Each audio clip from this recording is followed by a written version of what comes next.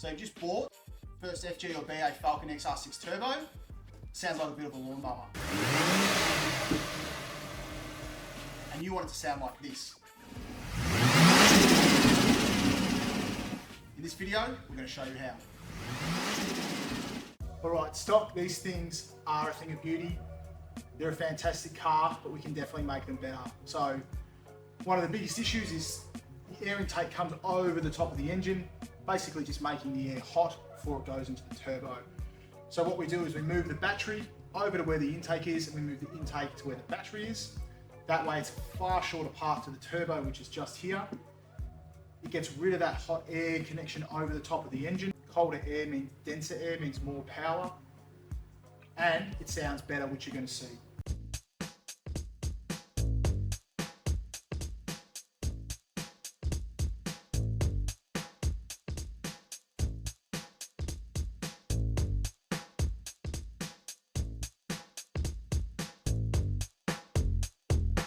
I completely forgot to mention, obviously the 4-inch filters are in this kit as well.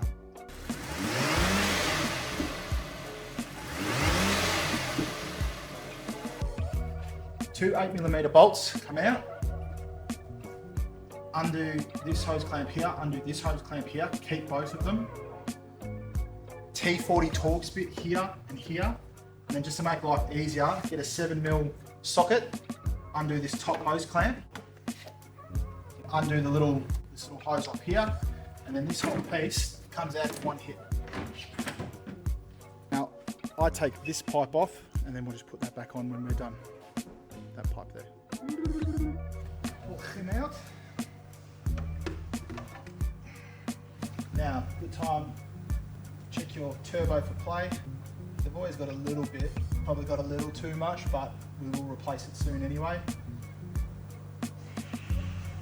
If you can hear that, that's probably too much.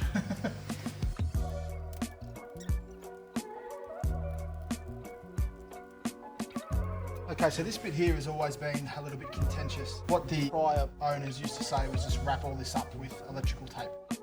Now, that's not really the best way to do it. The best way to do it is to terminate these. And I'm going to show you the way that I do it. You can just get a junction box, an electrical junction box. It takes up a little bit of space in my opinion. So I'm going to show you how I terminate these. I am going to still leave them a little bit long, so there's room if you ever want to change in the future. But here's how I do it. So first we're just going to snip these off.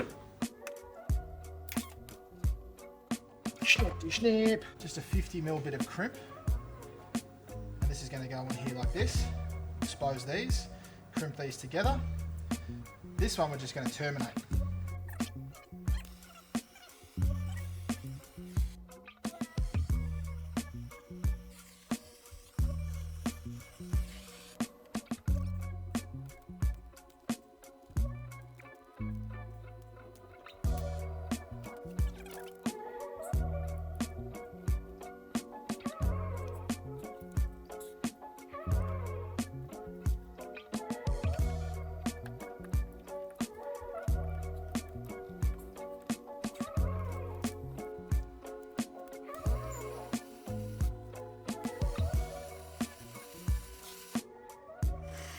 Right, so our intake pipe is going to go from there to there.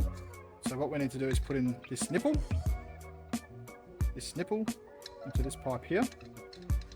And it doesn't have to be crazy tight, it's a tapered thread, so it actually will tighten itself.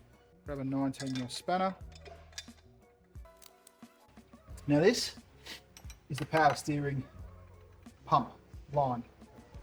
This is directly in the way of where our pipe wants to be. Do not push on the switch, because you can break it. The easiest thing to do, you can try to hold the body in here. If you've got a 21mm spanner, the easiest thing to do is to put that on and then just use that to try to twist it a bit. Push it out of the way. You'll soon know whether it fits or not. So the aim is to get that in there like that. So this 3 to 4 inch joiner, 4-inch hose clamp is going to go over the top this way. So this piece goes down here, Okay, hose on. Now, these little hose clamps are a 6mm socket. Now you've got to think of where you're going to run this. It's virtually goes underneath. Out there like that. This hose clamp on so that we can get to it when it's in place. This back in here.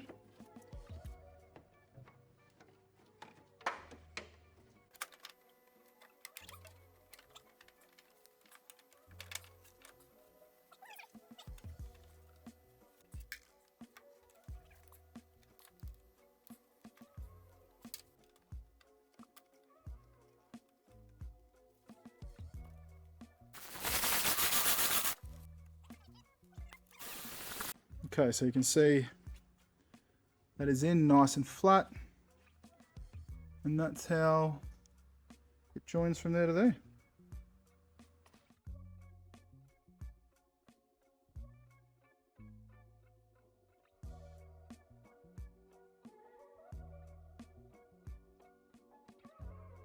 This is where the battery case goes. Basically, you sit it in place, put your battery in, make sure it's all going to be in there. I'm just going to mark the holes. I'll get in with a texter and mark them, and then I'll tap them in. You can see the 3 dots. Okay, so then we're going to put our bracket in first.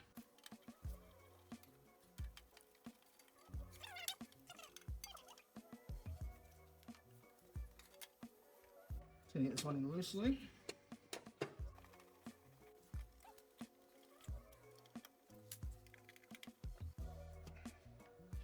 Right, rock and roll.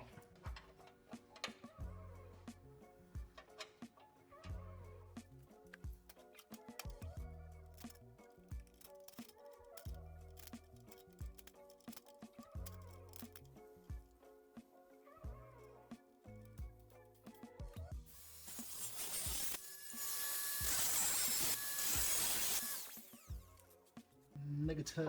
It's really just like what you want it to look like at this point. Looks right, doesn't it? So I've just taken a bit of paint off there to make sure we get a really good earth. Alright, so you can see positive cable I've gone here through under the ECU, then down, and the negative is just around here. So we're under the car. We have fed this down the way we want it, and we are going to join it onto the starter motor. We're going to leave this red one, the original one there, and we're just going to join this one onto it. So it's just a 12mm bolt to do that. Those are both on there. Try to keep this cable as far away from this intake manifold as possible. Okay, so the routing of the hose off our air intake pipe, you can do it however you want your car to look. I run mine up under here, up and around the back of the engine bay there, down here. Now, the way it connects is it slips onto this pipe that went into the air intake, which is the, I don't know what's called, recirculation pipe or something. And then you basically just slip this hose onto the top of this, hose clamp it on. Just be very, very careful. This can be super brittle and can snap really easily. So when you're trying to take this off the existing stock setup, be really careful. The final piece of the kit is this blocker. This is the clamp that I told you to keep when you're taking the stock intake off. Basically, this blocker just goes on the intake elbow, and then you put the hose clamp back on, and that is it. All right, so airbox. Who's that by? Oh, it's ANTZ. Intake's in, charge pipe is back in, battery has been relocated. Let's see what it sounds like. It should sound very good. It should sound very dosey because you're going to get so much more air intake sound because we've taken that massive muffler out and all that piping out. Should get a bit of that. Let's have a look.